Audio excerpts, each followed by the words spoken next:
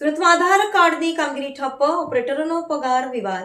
કતારગામ સ્થિત ઝોન ઓફિસમાં આધારનું કામ બંધ, કોન્ટ્રાક્ટના કર્મીઓને પગારની ચૂકવતા વિવાદ. 6 મહિનાથી પગાર નહીં ચૂકવાયો હોવાની વાત.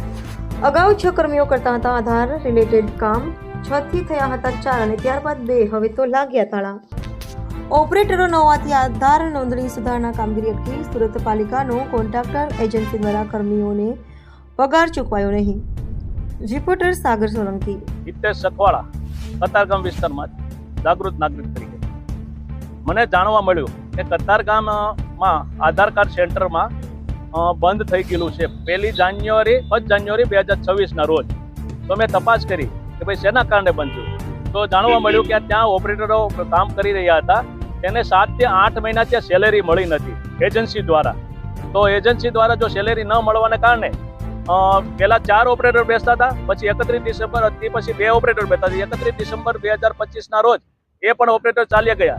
તેથી અત્યારે કતારગામ ઝોનમાં આધાર કાર્ડ સેન્ટર અત્યારે ત્યાં બોર્ડ લાગી ગયું છે. કોમ્પ્યુટર ન હોવાને કારણે સેન્ટર બંધ છે.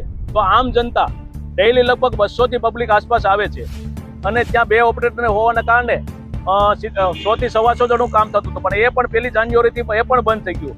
તો અત્યારે પબ્લિક 200 કતારગામમાં 200 વ્યક્તિને આધાર કાર્ડ અપડેટ કરાવવું, ન્યૂ આધાર કાર્ડ કાઢવું.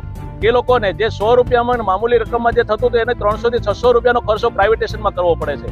તો આ રજૂઆત મેં સુરતના મ્યુનિસિપલ કમિશનર સાહેબને રજૂઆત કરી, ડેપ્યુટી કમિશનર સાહેબને પણ રજૂઆત કરી અને સુરત જિલ્લાના કલેક્ટર સાહેબને પણ રજૂઆત કરવા છતાં આનો કોઈ નિવાડો આવ્યો નથી.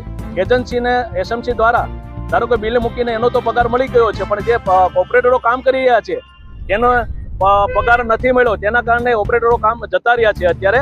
અને અમારા ગુજરાતના ડેપ્યુટી સીએમ સાહેબ હર્ષ સંઘવી સાહેબને જણાવું છું કે આ સુરત સિટીમાં આખા પ્રોબ્લેમ છે. આધાર કાર્ડ સેન્ટર એજન્સીને પગાર ન આપવાને કારણે અત્યારે લગભગ 60 સેન્ટરો અત્યારે બંધ હાલતમાં છે, કારણ કે ઓપરેટરો જતા રહ્યા છે નોકરી છોડી. તેને લીધે આમ જનતા અત્યારે હેરાન થઈ રહી છે. જે મામૂલી 50 થી 100 રૂપિયામાં જે કામ થઈ રહ્યું હતું તે 300 થી 600 રૂપિયામાં ખર્ચ કરીને કામ કરવું પડે છે.